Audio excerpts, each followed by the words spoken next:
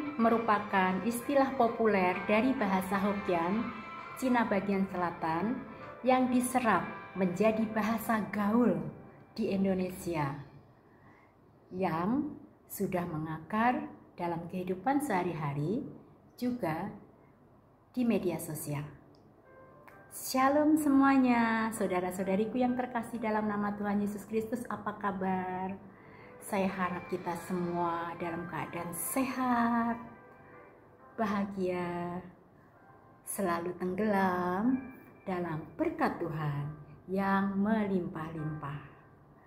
Dalam kesempatan pagi hari ini, Sabtu 29 Juli 2023, saya hendak berbagi pokok bahasan tentang cuan. Namun sebelumnya, mari kita berdoa terlebih dahulu.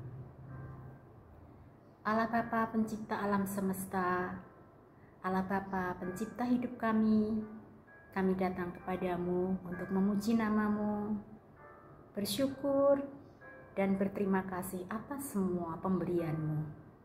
Dalam nama Yesus, amin.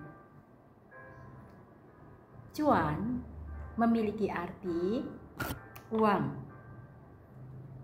hasil keuntungan, kekayaan, dan bisa juga disebut harta.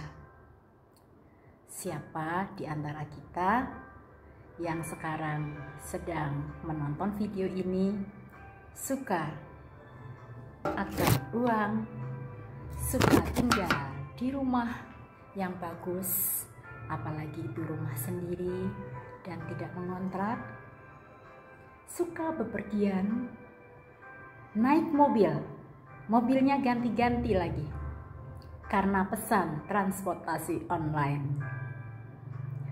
Cuan memang sangat diminati oleh semua orang, dari anak-anak, remaja, pemuda, dewasa, laki-laki maupun perempuan. Dan tidak kita pungkiri, ketika kita berada di dunia ini, materi pendukung seperti cuan masih dan tetap diperlukan dari generasi ke generasi. Namun mari kita lihat apa kata Tuhan tentang cuan yang kita miliki. Dalam Amsal 3 ayat 9 dikatakan, muliakanlah Tuhan dengan hartamu.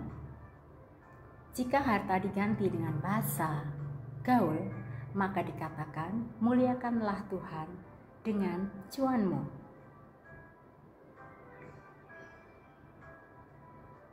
Ada dua hal yang harus kita pahami dan kita waspadai, bahkan kita hindari, supaya kita dapat memuliakan Tuhan dengan cuan yang kita miliki.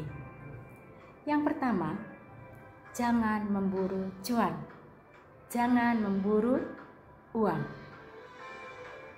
Dalam 1 Timotius 6 ayat 10b, sebab dengan memburu uanglah beberapa orang telah menyimpang dari iman. Memburu berarti mengejar.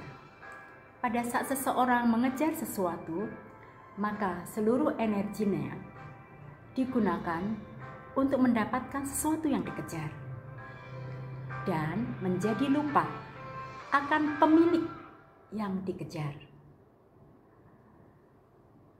Ada peristiwa yang sangat tragis dalam Kisah Para Rasul 5 ayat 1-11 sehubungan dengan cuan, sehubungan dengan uang. Siapa mereka? Ya, betul, Ananias dan Safira. Nama Ananias memiliki arti Allah telah memberikan atau Allah Rahmani, dan Safira mempunyai arti cantik. Nama mereka sungguh bagus. Mereka berdua menjadi anggota jemaat yang mula-mula di Yerusalem. Jemaat yang mula-mula sangat diberkati Tuhan. Mereka hidup dalam kasih karunia yang melimpah-limpah. mereka semua berkecukupan. Mereka mempunyai rumah, mempunyai tanah. Ada kebiasaan yang mereka lakukan. Mereka menjual miliknya dan mempersembahkan, menaruh di depan kaki para rasul. Kemudian persembahan itu dibagi sesuai dengan keperluan. Sebelum Ananias dan Safira datang, ada seorang bernama Yusuf yang berhasil menjual ladangnya. Dia membawa persembahannya dan tidak masalah. Kemudian datanglah Ananias dan Safira.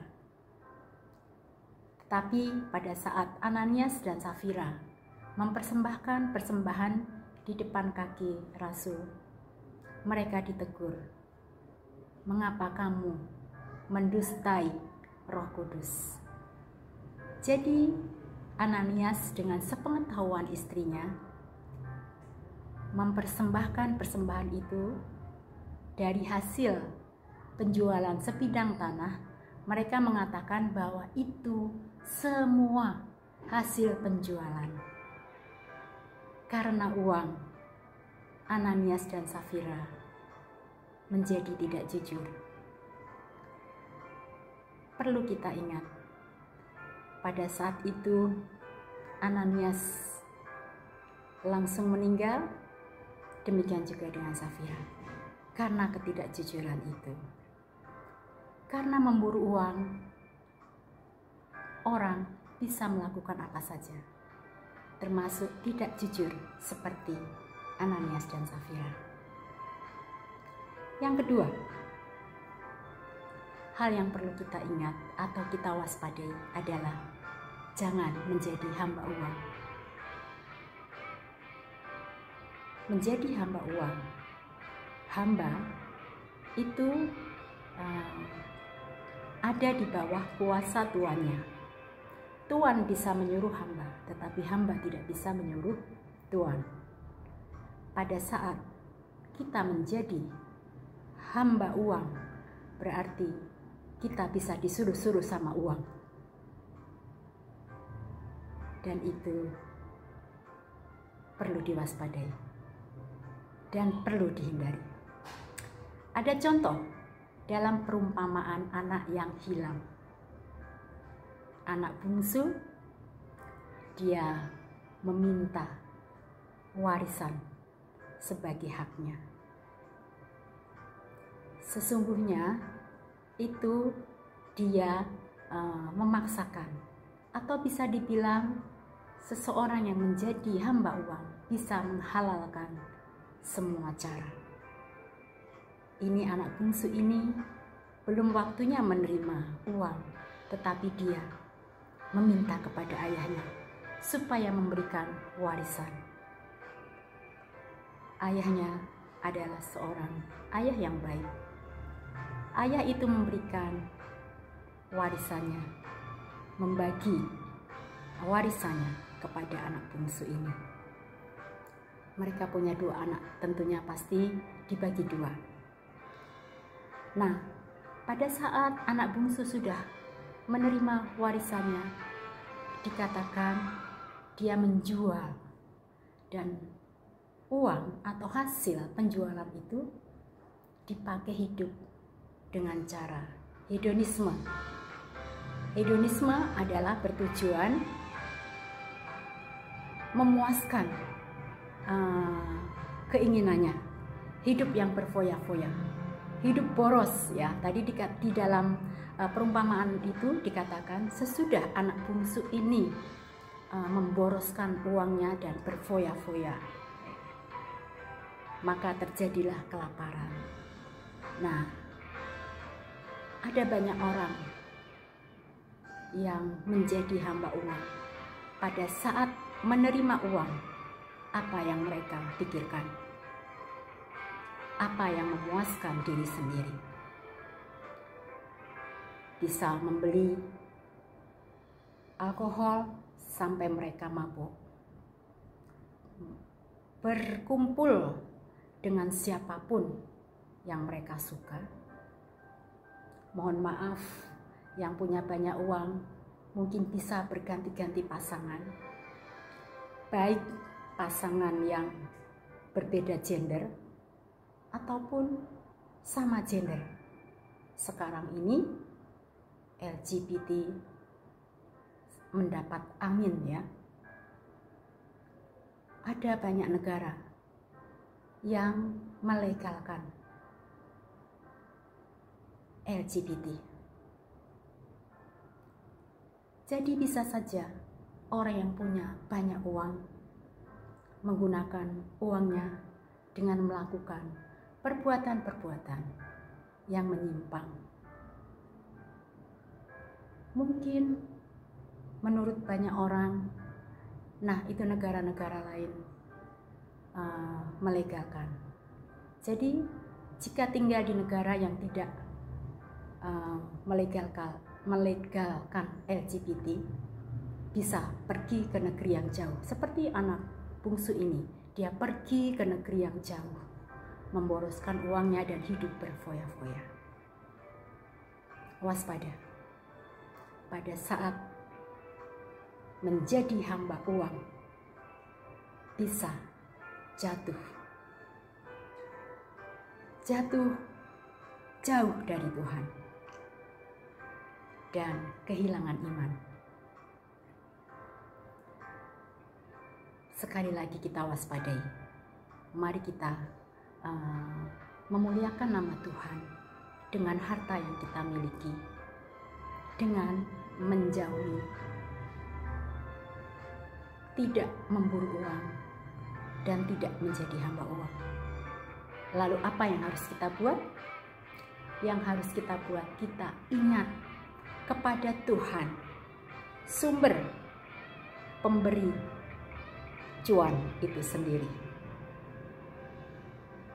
Di dalam Ulangan 8 ayat 18 dikatakan bahwa Allah yang memberi kekuatan untuk mendapatkan cuan, untuk mendapatkan kekayaan.